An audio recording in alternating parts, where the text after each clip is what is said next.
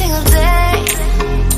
I'm gonna make something. Halo, assalamualaikum. Kali ini saya mau share soal SKB Guru BK, pendekatan dan teknik konseling berdasarkan kasus-kasus.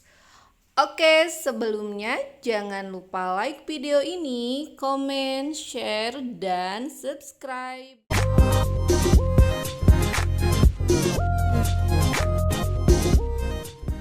Soal nomor 1. Seorang peserta didik merasa putus asa karena cita-citanya tidak tercapai.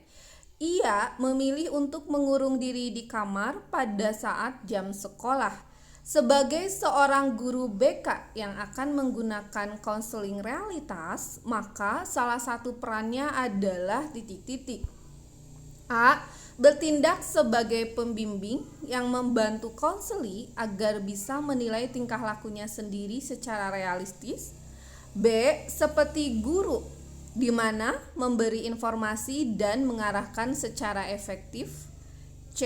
Mengkonfrontasi pikiran irasional konseli secara langsung. D. Mengajak konseli untuk mengatasi masalahnya dengan kekuatan berpikir bukan emosi. Jawabannya adalah A. Bertindak sebagai pembimbing yang membantu konseli agar bisa menilai tingkah lakunya sendiri secara realistis. Peran konselor dalam konseling realitas bertindak sebagai pembimbing yang membantu konseli agar bisa menilai tingkah lakunya sendiri secara realistis. Sebagai moralis, motivator, guru yang mengajarkan konseli untuk mengevaluasi perilakunya dan mengembangkan kondisi fasilitatif dalam konseling dan hubungan baik dengan konseli. Soal nomor 2. Dian adalah salah seorang peserta didik yang kurang disiplin di kelas 10 IPA. Beberapa kali ia terlambat mengerjakan tugas dari guru. Kemudian guru BK memberikan bantuan. Dian diingatkan tentang keinginan-keinginannya, tujuannya, kemudian memberikan arahan-arahan, merumuskan rencana baru, dan dilakukan pengawasan terhadap perilakunya. Guru BK tersebut sedang melakukan konseling dengan teknik titik-titik. A. ABC, B. WDEP, C. Bermain proyeksi, D. Self control. Jawabannya adalah B. WDEP. Teknik konseling WDEP atau wants atau keinginan, direction atau arahan, evaluation atau evaluasi, planning atau rencana adalah salah satu teknik dalam konseling realitas. Karakteristik rencana yang efektif adalah rencana yang A. dirumuskan oleh konseli, B. dapat dicapai atau realistis, C. ditindaklanjuti sesegera mungkin, D. berada sepenuhnya dalam kontrol sang konseli dan tidak tergantung kepada orang lain. Oke, selanjutnya soal nomor 3. Alvin mempunyai kebiasaan merokok. Pada saat jam pergantian pelajaran, ia secara sembunyi-sembunyi merokok di belakang kelas. Dalam layanan awal konseling, guru BK atau konselor menjelaskan supaya Alvin menyadari bahwa ia dapat hidup dengan lebih rasional dan lebih produktif. Konsep yang dapat digunakan pada saat konseling adalah titik-titik. A. ABC, B. WDEP, C. Bermain proyeksi, D. Permainan dialog. Jawabannya adalah A. ABC.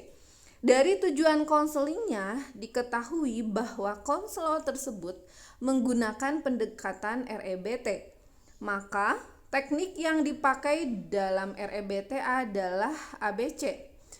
A sama dengan activating experience atau pengalaman aktif, yaitu suatu keadaan yang dialami individu. B sama dengan belief system atau cara individu memandang suatu hal. C sama dengan emotive consequence atau akibat emosional, yaitu akibat emosional atau reaksi individu positif atau negatif. Dalam perkembangan terbaru ditambahkan D sama dengan disputing irrational belief atau konselor aktif membantah keyakinan irasional konseli. E sama dengan effective new philosophy of life atau mengembangkan hidup yang efektif. Ditambahkan G di awal atau goals. Oke, selanjutnya soal nomor 4. Pada saat pulang kerja, Pak Kamil marah-marah kepada anaknya. Padahal sebenarnya ia ingin marah pada atasannya, namun tidak berani. Jadi anak-anaklah yang menjadi tumpahan kekesalannya. Perilaku yang ditunjukkan oleh Pak Kamil disebut titik-titik. A. Rasionalisasi, B. Denial, C. Proyeksi, D. Displacement. Jawabannya adalah D. Displacement. Menurut psikoanalisis, ada beberapa cara mekanisme pertahanan diri. Salah satunya displacement, yaitu melampiaskan atau mengganti objek ketegangan kepada orang lain yang dianggap lebih aman. Oke, selanjutnya soal nomor 5. Seorang peserta didik tidak naik kelas, lalu ia mengatakan bahwa gurunya yang sentimen kepadanya. Menurut Sigmund Freud, mekanisme pertahanan diri tersebut dinamakan titik-titik. A. Rasionalisasi, B. Denial, C. Proyeksi, D. Displacement. Jawabannya adalah C. Proyeksi. Proyeksi adalah usaha untuk melemparkan pikiran dan harapan negatif atau kelemahan dan sikap diri yang keliru terhadap orang lain. Proyeksi dapat dilakukan dengan 3 cara. Pertama, menyalahkan sebab yang terjadi secara kebetulan, tidak relevan dan khayalan. 2. Melihat kekurangan kepribadian yang dimiliki orang lain. Dan 3. Menyalahkan orang lain atas kegagalan diri sendiri. Oke, selanjutnya soal nomor 6. Di sebuah kelas terdapat beberapa geng atau kelompok. Seorang peserta didik menilai bahwa para anggota dari kelompok tertentu itu terlalu pecicilan dan tidak baik. Padahal sebenarnya peserta didik itu menjelek-jelekan kelompok tersebut karena tidak diajak bergabung. Dalam teori mekanisme pertahanan diri, peserta didik tersebut menunjukkan titik-titik. A. Rasionalisasi, B. Denial, C. Proyeksi, D. Displacement. Jawabannya adalah A. Rasionalisasi. Rasionalisasi adalah cara menemukan alasan bagi tingkah laku yang tidak rasional. Ada 2 cara rasionalisasi, yaitu pertama mekanisme anggur asam, yakni teknik pertahanan yang dilakukan dengan memberikan atribut yang jelek pada apa yang tidak bisa dicapainya. Contoh, menjelek-jelekan gadis yang menolaknya. 2. Mekanisme jeruk manis atau usaha untuk memberikan sifat-sifat baik bahkan berlebihan terhadap yang sebenarnya tidak ingin dilakukan. She's not that good. Soal nomor 7. Berikut ini menunjukkan keyakinan konseli yang rasional, yaitu titik-titik. A. Orang-orang memperlakukan saya tidak adil. B. Saya sedikit gugup, mungkin akan melakukan sedikit kesalahan dalam wawancara ini.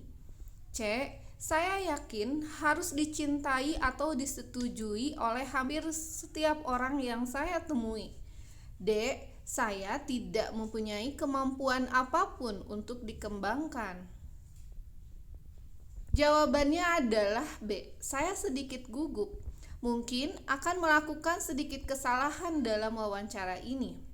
Betul, opsi B menunjukkan keyakinan yang rasional. Adapun opsi A, C, dan D menunjukkan karakteristik yang irasional seperti anti pada kenyataan, terlalu menuntut, dan generalisasi secara berlebihan. Selanjutnya soal nomor 8. Di sekolah, seorang peserta didik yang jarang masuk dan kalaupun masuk selalu menyendiri. Ketika ditanya oleh guru BK, ia merasa tidak ada yang bisa memahaminya. Lalu, guru BK menanyakan orang tuanya. Peserta didik tersebut malah menjawab dengan marah dan kesal.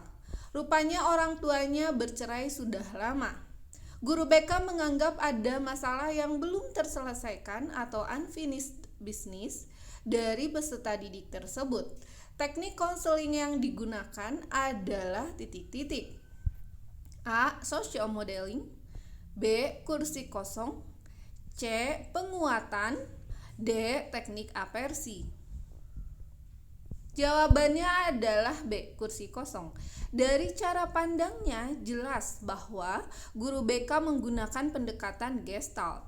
Salah satu pandangan Gestalt adalah menyelesaikan masalah yang belum terselesaikan. Teknik kursi kosong ini digunakan untuk memahami urusan-urusan yang tak selesai dalam kehidupan konseli yang selama ini membebani dan menghambat kehidupan konseli secara sehat. Konseli dapat mengutarakan luapan emosi yang tidak tersampaikan ketika kedua orang tuanya bercerai. Oke, selanjutnya soal nomor 9. Faisal sering tidur di kelas pada saat jam pelajaran. Dan pernah suatu ketika gurunya menjumpai Faisal sedang bermain game online. Kemudian guru BK menangani masalahnya dengan membuat kontrak perilaku. Guru BK dan Faisal membuat kesepakatan atau jadwal seperti mengurangi kebiasaan bermain game online. Misal, kebiasaan dalam bermain game online selama 15 jam dikurangi secara bertahap mulai dari 2 jam, kemudian 3 jam, dan seterusnya sampai konseli dapat mengurangi tingkat kecanduan game online. Teknik yang digunakan guru BK tersebut yaitu pendekatan titik-titik. A. Gestalt.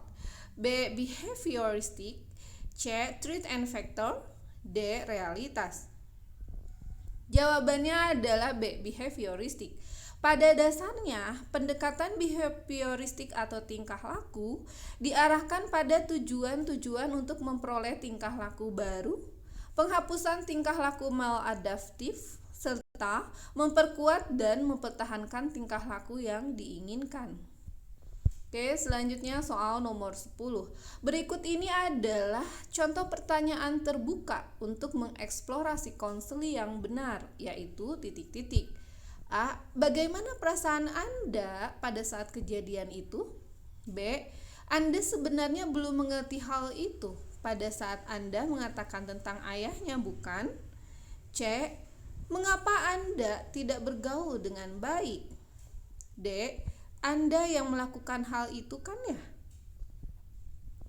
Jawabannya adalah A. Bagaimana perasaan Anda pada saat kejadian itu? Opsi B, C, D adalah pertanyaan tertutup dan tidak disarankan dalam mengajukan pertanyaan. Dalam teknik konseling Truth and Factor, terdapat beberapa tahap yaitu attending, mengundang pertanyaan terbuka atau tidak bertanya mengapa, kemudian parafrase atau mengulangi kata-kata atau pemikiran kunci dari konseli, refleksi perasaan atau merespon keadaan perasaan konseli terhadap situasi yang sedang dihadapi, dan meringkas atau summary. Oke, cukup di sini sharing dari saya. Mohon maaf apabila terdapat kesalahan. Terima kasih atas perhatiannya. Sampai jumpa lagi.